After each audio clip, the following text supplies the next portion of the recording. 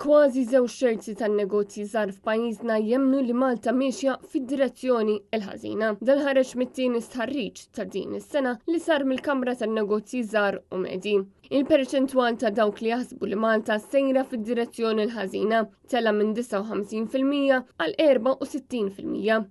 Sinjal ċar li l-Gvern mhux qed jagħti serħan il-moħħ lil dawk li kuljum imexxu n-negozji, iħallsu l-pagi, joħolqu l-impjiegi u jaffaċċjaw spejjeż dejjem jiżdiedu. L-akbar tħassib fost in-negozji jibqa' l-overpopulation, problema li kompli tikber meta wieħed iqabbel mal-istħarriġ preċedenti. Fl-istess waqt, in-nuqqas ta' governanza tajba baqgħet fost l-akbar sfidi urġenti li n-negozji jridu jaraw li l-Gvern jindirizza. Dan wara snin li fihom il-Gvern ftaħar bitkabbir ekonomiku u biżdieda fil-popolazzjoni.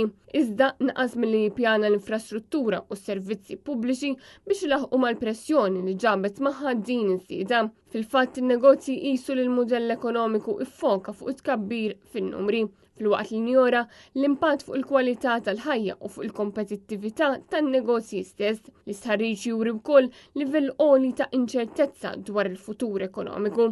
Meta ġew mistoqsija jekk it-12 xahar li ġejjin u mhux żmien tajjeb biex huma jinvestu, aktar minn nofs in-negozji qalu li mhumiex ċerti. Fid-dawn ta' dawn ir-riżultati l-Kamra tan-Negozji Żgħar u Medji qed tappella għal aktar trasparenza, governanza aħjar u miżuri konkreti kontra l-korruzzjoni bilan li tarġa' tinbena l-fiduċja fl-istituzzjonijiet pubbliċi. Qed titlob ukoll li l-Gvern jieħu azzjoni urġenti biex jindirizza l-overpopulation, il-pressjoni fuq l-infrastruttura u tnaqqir tal-kwalità tal-ħajja.